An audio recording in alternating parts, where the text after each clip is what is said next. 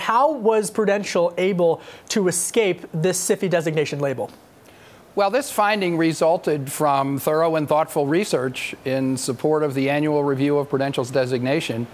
And we're very pleased that they drew the conclusion that they drew, which is that we don't meet the criteria to be designated as systemically important. So how do you think you were able to convince the regulators of that? Well, I think the big factor was the reconsideration of the fundamental nature of insurance businesses.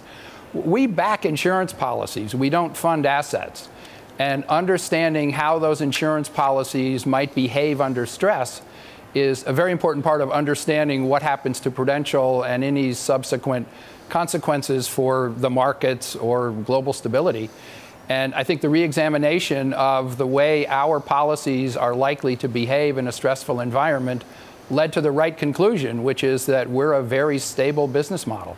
You know, it's interesting to note that AIG, MetLife, General Electric, all have been freed of the FSOC too big to fail label over the past couple of years since this crisis. What does this mean for Prudential investors?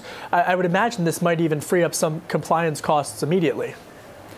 Yeah, maybe I'll start by saying what it doesn't mean for investors. It doesn't change everything.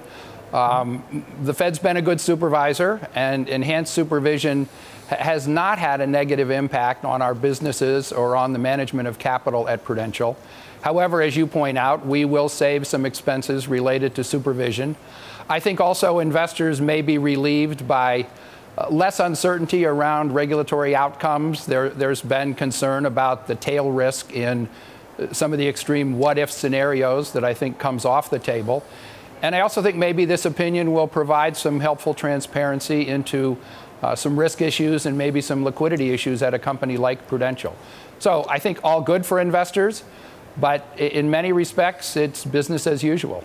Mark, I want to pick up on this point that you just made about uncertainty, particularly in the regulatory forecast and about some of the outcomes that we might see. Do you think that what we've seen with AIG, with MetLife, and now with Prudential and GE, that ultimately what we're seeing is a regulatory landscape that might actually shift from something like a rules-based or away from the asset-based and more towards a rules-based? Well, there are two levels to that question. One is day-to-day supervision of companies. And for us, in that respect, life will go on with New Jersey as our group supervisor and lots of supervisory and regulatory activities involving other states and countries around the world. So there's a day-to-day operating level that includes supervision and regulation of specific individual companies.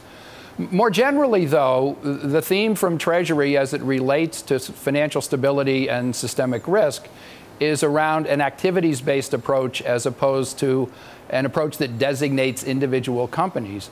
And so we support that approach. We believe that that is a more effective way to mitigate systemic risk. But at this point, we don't really know what's coming.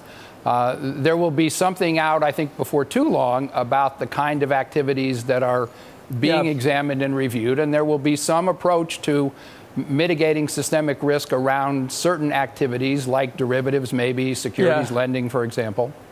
Do you have any concern that there would be a redesignation at some point or no? In the case of Prudential, this is a substantive finding that we don't present systemic risks.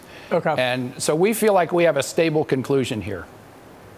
Right. And, you know, I got to be honest, I spend a lot of time on the train between New York and D.C., and I always go through Newark, New Jersey, and I know that's where you guys are headquartered. And you guys do a lot for the community there, no?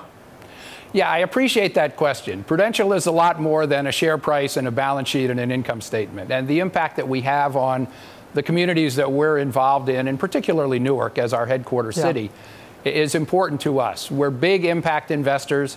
Currently filling up $1 billion mandate internally of impact investments. And since the mid-'70s, we've made impact investments of about $2 billion.